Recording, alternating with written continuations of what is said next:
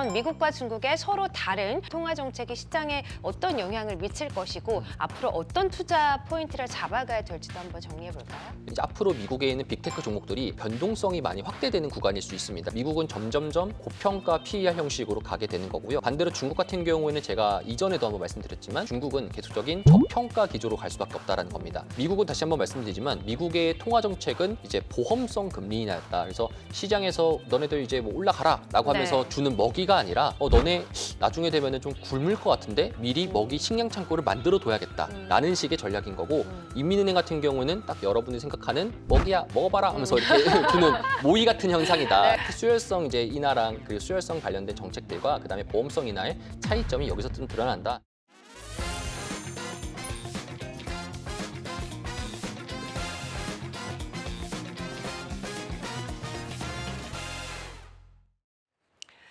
네, 자, 여러분들의 투자 DNA를 조금 더 심도 있게 나눠보는 시간이죠. 차이나 투자 인사이트 순서입니다. 자, 오늘의 주제는요. 지난주에 시장에 아주 빅 이벤트가 있었죠. 미국에서는 FOMC 회의가 있었고 중국에서는 중앙경제공작회의가 있었는데 이 두 시장의 큰 포인트에 따라서 미국과 중국의 통화 정책이 어떻게 달라졌는지에 대해서 이야기를 나눠보도록 하겠습니다. 제가 앞서서 이야기를 드린 것처럼 지난주에 아주 빅 이벤트가 있었습니다. 네. FOMC라는 큰 산을 넘었고 중국은 또 중앙경제공작회의가 열렸는데 일단 좀 약간 방향이 좀 다른 것 같아요. FOMC는 물론 금리를 인하했지만 약간 매파적인 성향 그리고 내년도 금리 인하 1회로만 한정되진 않을까라는 좀 불안감이 엄습해오는 모습이고 반면에 중국은 좀 워낙에 좀 내수가 안 좋다 보니까 더욱더 완화적인 통화 정책을 펴겠다 이렇게 약간 좀 반대로 가는 모습인데 현재 어떤 상황인지부터 정리해 볼까요? 그러니까 그래서 좀 오늘 주제는 되게 좀 어려운 주제입니다. 그래서 여러분들 좀 쉽게 천천히 하기 위해서 제가 좀 자료들을 많이 가져왔는데요. 일단은 우리가 알아야 되는 것은 지금의 연준이 현재 지금 하얀 색깔 선으로 보시면 좋을 것 같고요. 중국의 인민은행이 이 빨간 색깔 선이라고 보시면 좋을 것 같습니다. 해당 선은 자산을 의미하는 거고요. 자산이 상승하게 된다라는 것은 우리가 소위 말하는 양적 완화를 한다라는 것으로 여러분들이 해석하시면 좋을 것 같습니다. 제가 이전에도 몇 번 이런 자료들을 가져왔는데요. 중국의 인민은행과 현재 지금 연준이 똑같은 현재 지금 위치에 있다. 그래서 현재 이 연준과 인민은행의 방향성이 조금 더 갈릴 수 있을 것이다라는 것을 우리가 좀 키포인트로 가져가시면 좋을 것 같습니다. 일단 먼저 이번에 미국과 중국에 대해서 미국은 FOMC, 중국은 경제공작회의 라는 그 방향성에 대해서 약간의 좀 다른 부분들이 좀 디테일하게 우리 체크를 할 필요가 있는데요. 미국 같은 경우에도 0.25% 정도의 금리 인하와 단기 채권을 매입하고자 하는 약간 정도의 스텔스 QE 형식을 나오다 보니까 시장에서는 금리 인하도 하고 그다음에 양적 완화도 하다 보니까 그 텍스트만 여러분들이 체크해 봤었을 때는 되게 호재 아니야? 라고 생각할 수 있겠는데요. 이 부분들을 조금 더 명확하게 볼 필요가 있습니다. 단기 채권에 대한 매입을 한다는 것은 시장에서 조만간 단기채에 대한 우려가 있을 거기 때문에 이 부분들을 먼저 연준이 막아주겠다라는 것으로 좀 해석하시면 좋을 것 같고요. 반대로 중국 같은 경우에는 경제공작회의에서 결국에는 유동성을 주입하겠다라고 타겟을 했습니다. 그래서 그렇기 때문에 똑같이 텍스트로만 봤었을 때는 연준도 그렇고 중국에 있는 경제공작회의 같은 경우는 인민은행도 그렇고 둘 다 양적 완화를 하지만 미국 같은 경우에는 시장이 우려할 것을 우려할 것을 먼저 선제적으로 좀 보험성으로 방어한다는 역할을 하게 된다라면은 중국은 여러분이 생각하는 그런 양적 완화가 맞다라고 좀 해석하시는 게 가장 직관적인 해석일 것 같다라고 말씀드릴 수 있겠습니다. 그래서 중국은 경기 부양책에 대해서 현재 지금 총력을 한다라는 것이고요. 그거에 대해서 아까 말씀드렸듯 반도체에 대한 100조 원에 대한 투자 포인트도 여기에 대한 포인트들도 담아가시면 좋을 것 같습니다. 그래서 조금 더 제가 좀 이어서 계속 좀 말씀드리면은 미국은 결국에는 지금 현재 기준금리를 내년도에 한 번 정도밖에 안 내릴 것이다라고 이야기를 했었는데요. 연착륙을 하기 위한 조정이다라고 생각하시면 좋을 것 같습니다. 현재 미국 같은 경우에는 금리를 내리고 싶어도 내릴 수가 없는 포인트들이 인플레이션이 있었기 때문에 그렇습니다. 결국에는 최근 들어서 AI 투자로 인해서 우리들이 컴퓨터 가격이 상승하게 되고 디램 가격 상승하게 되고 이런 부분들이 여기서부터 금리 인하를 더하게 된다라면은 분명히 미국에 있는 빅테크들은 더 많은 회사채와 더 많은 투자를 하다 보니까 이 상승 속도가 더욱더 가미될 수 있기 때문에 AI에 대한 투자가 오히려 인플레이션을 자극시킨다라는 그런 부분들 때문에 오히려 금리 인하를 더욱더 적극적으로 할 수 없다라는 것이 현재 지금 연준의 생각인 거고요. 그렇기 때문에 안정적인 물가가 될 때까지는 현재 지금 조금 금리 인하에 대해서 좀 보수적으로 가져가시는 게 좋을 것 같다라고 생각을 하고 있습니다. 그러면 여기서 생각이 나는 게 양적 완화, 단기채 매입은 뭔가요?라고 생각할 수 있잖아요. 그 말이 결국에는 시장에 대한 이 캐펙스를 지금 빅테크들이 엄청나게 증가시키고 있잖아요. 증가시키는 상태에서 연준이 생각보다 금리 인하를 덜하게 된다라면은 그 부분보다 더 많은 채권을 발행할 때 더 많은 금리를 줘야 하지 않습니까? 그쵸. 오라클도 기존에 만약에 지금 6% 금리를 주고 있는데 연준이 금리를 내린다라는 기조가 확실하게 된다라면은 6%가 아니라 5%, 4% 내려가면서 회사가 조금 더 현금성에 대해서 확보를 할 수 있는데 그런 부분들이 지금 현재 사라졌단 말입니다. 그렇기 때문에 오라클도 최근에 저번 주 금요일 날 때 주가가 많이 하락했던 거고 다른 종목들도 많이 하락했던 이유가 바로 회사채를 발행하는 기업들이 회사채에 대한 우려들이 조금 더 증가됐기 때문에 그렇다라고 여러분 해석하시면 좋을 것 같습니다. 그렇기 때문에 이들에 있는 기업들이 투자 캐펙스를 조금 더 딜레이를 시키게 된다라면은 반도체 상승에 대한 속도가 줄어들게 될 것이고요. 그렇죠. 반도체 상승이 줄어들게 된다는 것은 인플레이션의 속도들도 조금 더 완화될 수 있습니다. 그러면은 연준이 나중에 금리 인하할 수 있다라는 포인트들을 가져갈 수 있다라는 것을 해석하시면 좋을 것 같습니다. 그렇기 때문에 이런 부분들이 미국 같은 경우에는 조건부적인 금리 인하를 하겠다라는 것을 시장에게 말했던 것이고요. 반면에 중국 같은 경우에는 중국이 지금 현재 인플레이션이 아니라 오히려 악성 디플레이션이지 않습니까? 맞아요. 그렇기 때문에 경기 부양책에다가 올인하겠다는 전략입니다. 그쵸. 그래서 중국에서 우리가 알아야 될 단어가요. 이 적도 관송이라고 네. 해서요. 중국어로는 사실 표현하기가 적도 관송이라고 한국어로 표현할 수 있는데요. 네네. 이게 결국에는 2008년도 금융위기 때 그때 처음 했던 거 이후로 15년 만에 다시 한번 하게 되는 겁니다. 2008년도 금융위기가 나왔을 때 중국에서도 양적 완화를 한번 했었거든요. 네네. 근데 그거를 다시 한 번 더 하겠다라는 기조가 바로 적도 관송이라는 건데요. 이거를 이번에 지금 꺼냈다라는 겁니다. 그렇다는 것은 그때와 비슷하게 돈을 엄청나게 풀겠다는 건데 그때 같은 경우에는 부동산이고 내수고 전반적으로 다 푸는 형식의 M2를 엄청나게 증가시키는 건데 이번 같은 경우에는 오히려 집중돼서 AI라든지 테크 쪽에다가 집중되게 투자한다는 그래요? 포인트들이 다르다라는 겁니다. 그럼 내수에서도 우리가 봤을 때 그거 봤었을 때는 내수에서 이번에 경제공작회에서 내수 정책에 대해서 되게 타겟을 해가지고 뭔가 그러게요. 하겠다라고 하는데 네. 내수 정책을 바라보시게 된다라면은 네. 이구환신 제도라든지 네. 특정적인 정책의 세부 사항들이 전부 다 AI에 가 있습니다. 그래요? 그렇기 때문에 AI가 아닌 넌 AI 상에서 있는 지원 정책들이 세부적으로인 비율 자체가 생각보다 규모가 작은 것을 우리가 좀 체크할 수 있을 것이고요. 네. 이런 부분들의 확정적인 재정 집행 같은 경우에는 내년도 3월 달 양회에서 우리가 조금 더 체크를 해볼 필요가 있겠는데 결국에는 중국에서 말하고자 하는 포인트상에서 여러분들도 아시겠지만 저도 테크형이잖아요. 네네. 계속 AI만 말하지 않습니까? 아니 저는 솔직히 이번에 중앙경제공작회의를 보고 내수에 방점을 찍었구나. 그래서 앞으로 내수 관련 종목에 조금 더 집중을 하는 게 좋겠구나는 생각이 들었는데 오히려 테크형께서는 그 내수 안에서도 AI 테크에 관련된 내수에 초점을 맞춰야 된다라고 또 주목을 하신 거군요. 그렇죠. 이 정책이 AIoT 산업이라든지 네. AI 어시스턴트 관련된 기업에게 많이 돌아갈 가능성이 높습니다. 그래요? 이런 겁니다. 네. 내수 확대 정책 중에서 소비 진작을 위해서 돈을 뿌리겠다 했는데요. 그 소비 진작이 중국 내 기조가 신기술이 신소비를 창출한다라는 기조와 동일하게 신기술을 만드는 기업에게 샀었을 때 보조금을 지급하는 신이구환신 정책에다가 더욱더 보조금을 쌓겠다라는 것이 결국 핵심 내용이라고 보시면 좋을 것 같고요. 뭐 일반적으로 돈을 지원하겠다라는 정책과 그리고 부동산에 관련된 이런 주택 관련된 지원 정책들은 일반적인 정책이라고 좀 보시면 좋을 것 같습니다. 그래서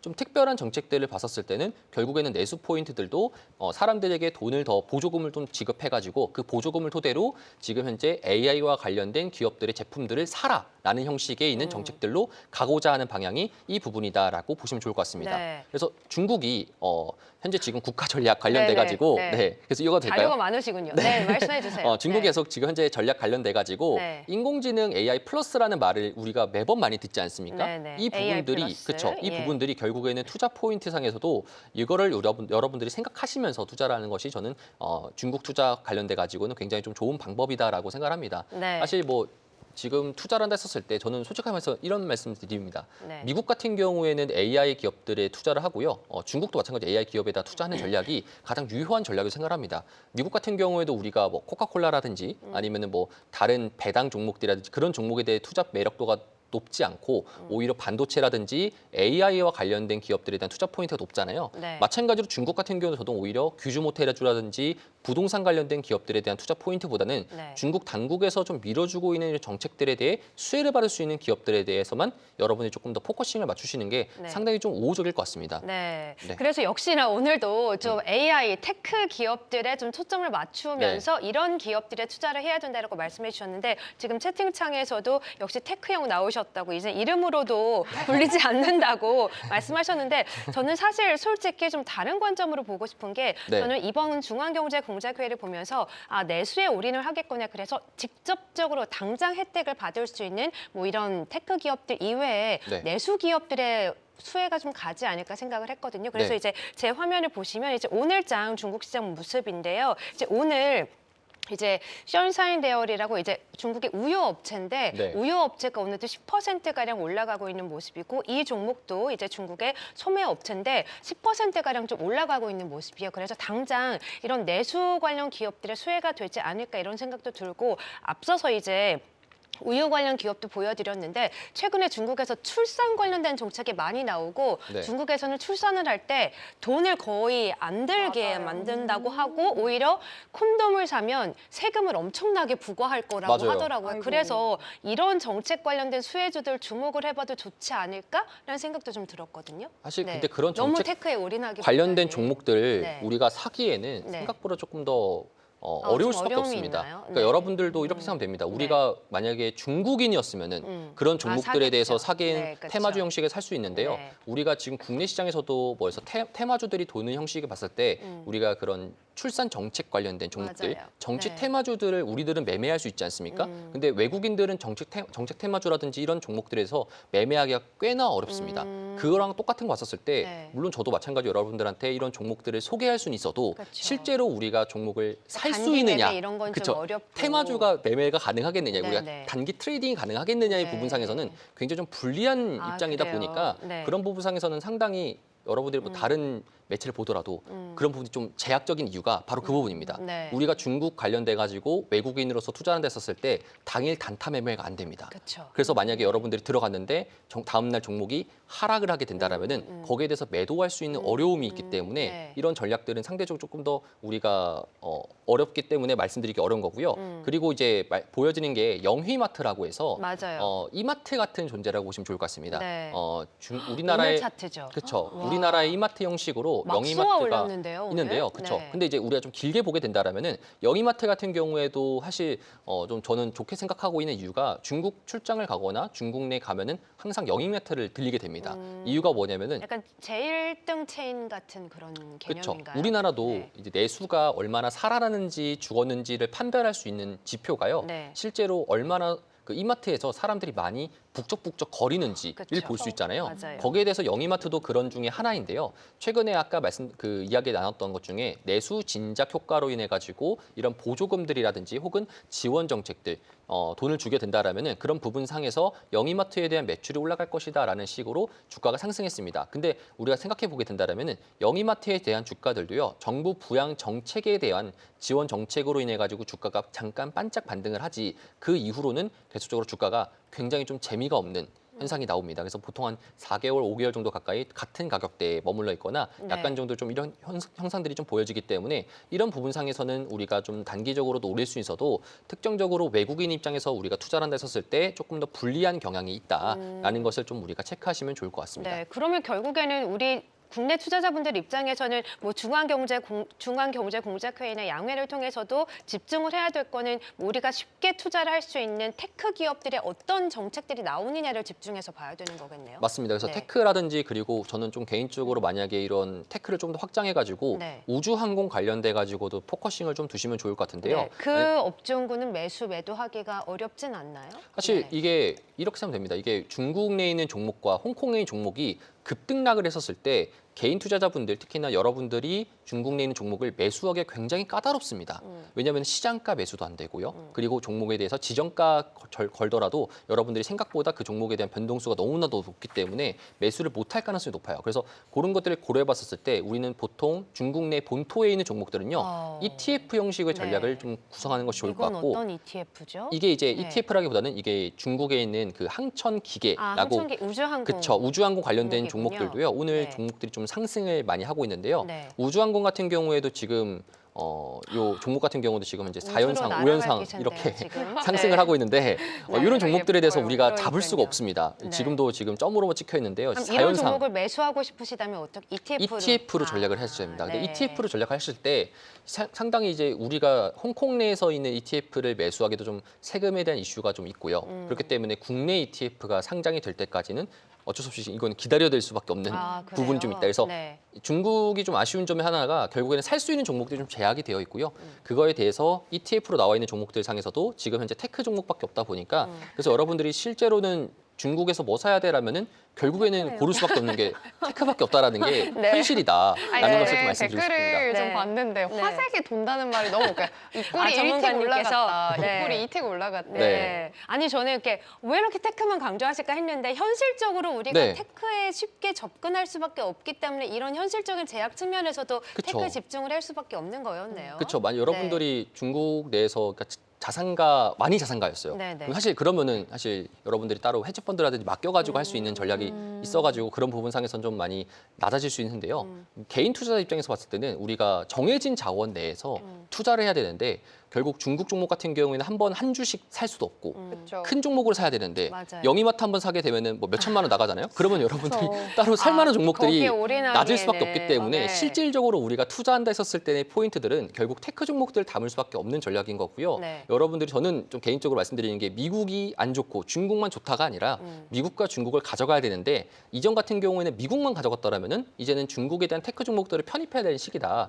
그래서 여러분들한테 테크 관련된 이야기들을 좀 많이 말씀을 드리는 거다라고 이렇게 이야기 드리도록 하겠습니다. 네. 자, 그래서 이제는 또 미국 종목뿐만 아니라 미국 종목 플러스 중국 종목, 특히나 테크 종목에 더 집중을 해봐야 될 시기다라고 말씀해 주셨는데 그런 면에서 이제 여러 가지 배경 설명으로 미국과 중국의 통화 정책을 말씀해 주신 거잖아요. 네. 그럼 이런 미국과 중국의 서로 약간은 다른 통화 정책이 시장에 어떤 영향을 미칠 것이고 앞으로 어떤 투자 포인트를 잡아가야 될지도 한번 정리해 볼까요? 일단은 정리해서 제가 좀 PPT를 보면서 이야기를 드리고 싶은데요. 네.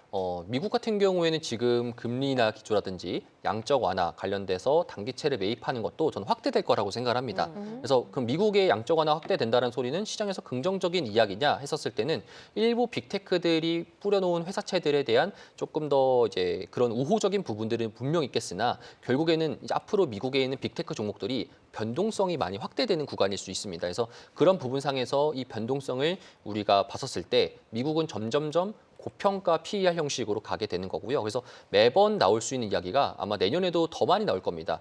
AI 관련된 버블론이다라면서 매번 나오게 될 텐데요. 또 어느 순간에 지나 보면은 또 혁신을 이뤄내서 AI 종목들이 또 상승하는 이런 결과가 가져가게 될 테고요. 반대로 중국 같은 경우에는 제가 이전에도 한번 말씀드렸지만 중국은 계속적인 저평가 기조로 갈 수밖에 없다라는 겁니다. 현금성 자산들은 좀 많이 높아지고 있는 상황 속에서 캐펙스를 좀 증가시키고 있고 근데 주가가 안 가다 보니까 상대적으로 미국은 고평가 PER의 현상을 가져가게 되고요. 중국 같은 경우는 저평가 현상을 받을 수밖에 없게 되는 현상이 나오게 됩니다. 그래서 이 둘에 대해서 우리가 좀 밸런싱을 가져가면서 뭐 7대3이라든지 6대4 형식으로 가져가는 전략이 상대적으로 좀 우호할 것 같고요. 미국은 다시 한번 말씀드리지만 미국의 통화 정책은 이제 보험성 금리 인하였다. 그래서 시장에서 너네들 이제 뭐 올라가라라고 하면서 네. 주는 먹이가 아니라 너네 나중에 되면은 좀 굶을 것 같은데 미리 먹이 식량 창고를 만들어 둬야겠다라는 식의 전략인 거고 인민은행 같은 경우는 딱 여러분들이 생각하는 지금 먹이야 먹어봐라 하면서 이렇게 주는 모의 같은 현상이다라고 네. 여러분들 성대모사 하신 거예요. 그렇죠. 생각하시면 좋을 것 같습니다. 그래서 수혈성 이제 네. 금리나 수혈성 이제 인하랑 그리고 수혈성 관련된 정책들과 그다음에 보험성 인하의 차이점이 여기서 좀 드러난다라고 좀 보시면 좋을 것 네, 같습니다. 아까 전에 이제 7대3, 6대4 말씀하셨는데 어느 쪽을 7로 두시고 이렇게 보실까요? 아마 대부분의 기준을. 이 차이나 마켓나우 보는 시청자분들이나 혹은 그간 2022년도부터 AI 관련된 투자를 했던 분들은요. 아마 미국에 대한 포트폴리오들이 상대적으로 압도적으로 많을 수밖에 없습니다. 거의 100%. 저는 거의 100이라 생각합니다. 네. 그렇기 때문에 그 100에 대해서 지금은 이제 3에서 4 정도를 차익 실현하고 네. 중국에 대한 그래요? 포지션을 늘려야 된다라고 말씀드리고 싶고요. 이 속도가 결국에는 조금 더 지나가게 되면은 미국과 중국이 점점 5대5 혹은 4대6 이런 형식으로 맞춰질 수 있다는 생각은 할 것 같거든요. 그렇기 때문에 여러분들이 일단은 먼저 중국에 대한 투자 포트폴리오를 늘리는 게 전략상 유효하다라고 좀 말씀을 드릴 수 있겠습니다. 네, 그래서 이제 오늘 이제 제 화면을 보시면 이제 최근 오늘 나온 뉴스인데요. 휴머노이드 로봇에 있어서도 또 중국이 앞서가고 있는 모습인데 휴머노이드 로봇이 중국이 또 미국보다 한 발 앞서가고 있다 이런 측면의 기사도 요즘 심심치 않게 많이 나오고 있거든요. 뭐 여러 가지 미국 기관, 금융기관들에 대해서도 중국의 AI 종목에 테크해야 된다. 이제는 그런 시대다라는 기사들이 좀 나오고 있는데 이런 부분에서도 조금 더 관심을 가져봐야겠죠. 좋죠. 네. 저는 근데 휴머노이드 관련돼 가지고 이건 좀 다른 이 생각을 좀 테마인가요? 했으면 좋을 것 네. 같습니다. 그러니까 중국에서 저는 오히려 휴머노이드 종목을 여러분들이 편입한다 했었을 때 기본적으로 유비테크라든지 이런 종목들을 많이 편입하실 것 같은데요. 그쵸. 그것보다 좀 부품주 단에서 생각을 해보시는 게 어떨까. 맞아요. 예전에도 그렇게 그렇죠. 말씀하셨죠. 왜냐면은 우리가 이번에 LMM 형식의 생성형 AI를 만들었을 때 주가들이 상승했던 걸 보게 된다라면은 결국에는 엔비디아가 제일 원픽이지 않습니까? 맞아요. 엔비디아는 결국에는 LMM을 만드는 회사가 아니라 LMM을 만들기 위한 칩을 설계해주는 회사입니다. 그렇기 때문에 실제로는 반도체 기업들이 돈을 정말 많이 법니다.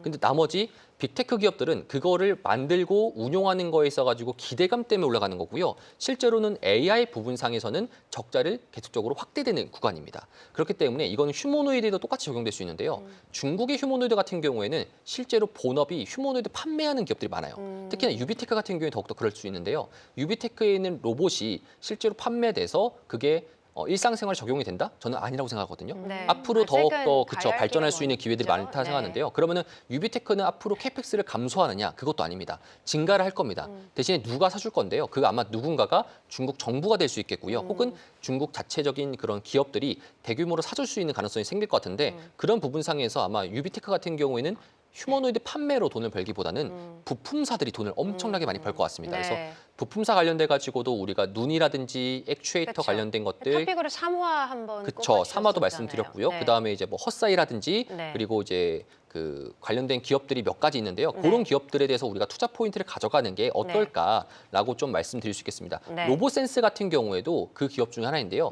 우리가 헛사이랑 로보센스 이 두 가지만 여러분들한테 간단하게 말씀드리겠습니다. 네. 헛사이는 똑같이 라이다 만드는 회사입니다. 헛사이랑 로보센스가. 근데 헛사이 같은 경우에는 자율주행 관련된 라이다를 공급하는 글로벌 1위 회사고요. 로보센스 같은 경우에는 휴머노이드에 들어가는 눈에 들어가는 라이다를 제공하는 업체입니다. 그래서 그렇기 때문에 로보센스는 더욱더 휴머노이드 포커싱 맞춰져 있고 그다음에 헛사이 같은 경우에는 범용 쪽으로 좀 맞춰져 있기 때문에 네. 그런 부분을 좀 참고하시면 좋을 것 같고요. 그다음에 이제 산화. 사실 이 종목이 조금 더 여러분들이 포커싱 맞추면 좋을 것 같은 게 우리가 컴퓨터 그러니까 높은 고성능의 GPU를 돌리면 열이 많이 발생하잖아요. 네. 그래서 열을 진정시키기 위해서 쿨링 작업을 하게 되는데 휴머노이드도 마찬가지로 고성능의 칩이 들어가게 되면은 휴머노이드도 되게 뜨겁단 말이죠. 그 뜨겁기 때문에 그 쿨링 작용을 하기 위한 그렇죠. 이런 산화에 있는 그런 냉각 기업들이 기술 그쵸. 관련된 냉각 기술이 기업이군요. 상당히 많이 네. 필요할 것으로 좀 보여집니다. 그래서 네. 이런 기업들이 실제로는 얘네들도 이 회사들도 예전에 한 5년 전만 하더라도 되게 휘청휘청 거렸던 회사였습니다. 아, 그래요? 왜냐하면 네. 중국 당국에서 전기차로 바꿔야 된다라고 아. 하다 보니까 내연기관의 부품 회사였는데 네. 망할 뻔했다가 이제 운 좋게도 휴머노이드 관련돼 가지고 예. 이제 기회를 찾아가지고 그 네. 부분상에서 이제 한 번 더 지금 제2의 전성기를 맡고 있는 회사다. 네. 그래서 그런 거 관련돼서 우리가 포커싱을 두시면은 좋을 것 같다라고 말씀드릴 수 있겠습니다. 네, 역시 또 로봇, 테크 이런 종목들 얘기를 하니까 눈이 또 반짝반짝 하시네요. 네. 네. 역시나 또 이들 기업에 대한 관심을 또 계속해서 가져봐야 된다라고 말씀하셨습니다. 자, 오늘은 미국과 중국의 이제 통화 정책 방향을 분석을 해보면서 앞으로 어디에 투자를 해야 될지 함께 이야기를 나눠봤는데요. 일단은 전문가님께서는 100에 100에 정도 또 미국에 투자를 하고 있었다면 3, 4 정도는 조금 차익 실현을 하고 중국 쪽으로 넘어와도 되지 않을까 네. 말씀해 주셨습니다. 사실 제 지인이 최근에 이제 중국 종목에 투자를 하고 싶어가지고 직접 매매하기 좀 어려우니까 은행에 직접 가가지고 오. 증권회사에 직접 가서 중국 주식에 본격적이시네요. 투자를 해보겠다라고 했더니 되게 의아하게 중국 주식이요? 라고 좀 반문을 했다고 하더라고요. 네. 앞으로 저희가 저희가 가야 할 길이 상당히 먼 것 맞아요. 같습니다. 네. 저희의 역할이 좀 많이 느껴지는데 어쨌든 전문가님께서도 중국 주식에 지금부터라도 투자를 해야 된다라고 말씀을 하셨어요. 사실 네. 또 한마디만 하실 더- 말씀 네, 있으세요? 한마디 더 네. 하면은 원래는 제가 이제 좀 여러분들 말씀 편하게 7대3, 6대4라고 말씀드렸는데요. 저는 혹시 개인적으로 네. 중국이 네, 한 5대5? 7할 정도 가져가도 좋다라고 아. 생각을 합니다. 왜냐하면은 네. 너무나도 지금 현재 가격적인 메리트가 있잖아요. 그렇죠. 그렇기 때문에 앞으로에는 중국 기업들이 돈을 많이 벌 거를 생각하게 된다라면은 만약에 미국에 대한 잣대에 대한 50%만 가져가더라도 중국 종목이 두세 배 정도 가까이는 상승할 수 있는 여력이 있거든요. 그렇기 때문에 밸류에이션을 어떻게 줄지는 상황에 따라 달라질 수 있을 것 같은데 현재로서는 가격적인 메리트가 상당히 높고 변동성에도 상당히 지금은 좀 취약하지 않은 상태다라고 좀 말씀을 드릴 수 있겠습니다. 네, 알겠습니다. 네. 저는 가끔 주말에 이제 박준서 전문가님 생각에 가끔 날 때면 중국 분이신가? 아니면 중국에 왜 이렇게 자신감이 넘치실까라는 생각이 드는데 이유 없는 자신감은 없을 그렇죠. 테니까요. 네. 저는 이제 육군 전역도 했고 알겠습니다. 적이시군요. 네, 맞습니다. 그러니까요. 알겠습니다.